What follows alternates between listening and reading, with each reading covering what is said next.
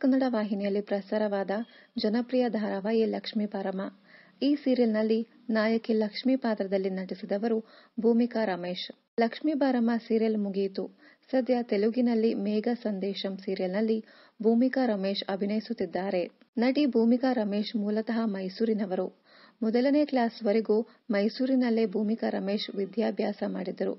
ಬಳಿಕ ತಂದೆಯ ಕೆಲಸದ ಮೇರೆಗೆ ಬೆಂಗಳೂರಿಗೆ ಶಿಫ್ಟ್ ಆದರು. ಸೀರಿಯಲ್ನಲ್ಲಿ ಅಭಿನಯದ ಜೊತೆಗೆ ಕಾಲೇಜಿನಲ್ಲಿಯೂ ಭೂಮಿಕಾ ರಮೇಶ್ ಓದುತ್ತಿದ್ದಾರೆ. ಸದ್ಯ BCA ಫೈನಲ್ ಇಯರ್ ವಿದ್ಯಾರ್ಥಿನಿ ಭೂಮಿಕಾ ರಮೇಶ್.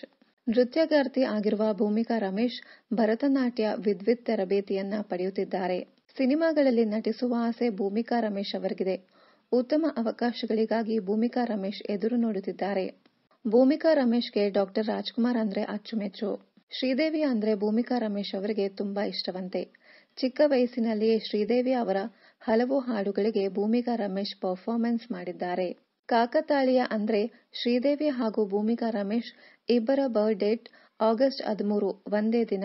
ಇನ್ನಷ್ಟು ಕನ್ನಡ ಧಾರಾವಾಹಿ, ಸಿನಿಮಾ ಹಾಗೂ ಇನ್ನಿತರ ನ್ಯೂಸ್ ಅಪ್ಡೇಟ್ಸ್ಗಾಗಿ ಚಾನೆಲ್ ಅನ್ನ ಸಬ್ಸ್ಕ್ರೈಬ್ ಮಾಡಿ. Thank you.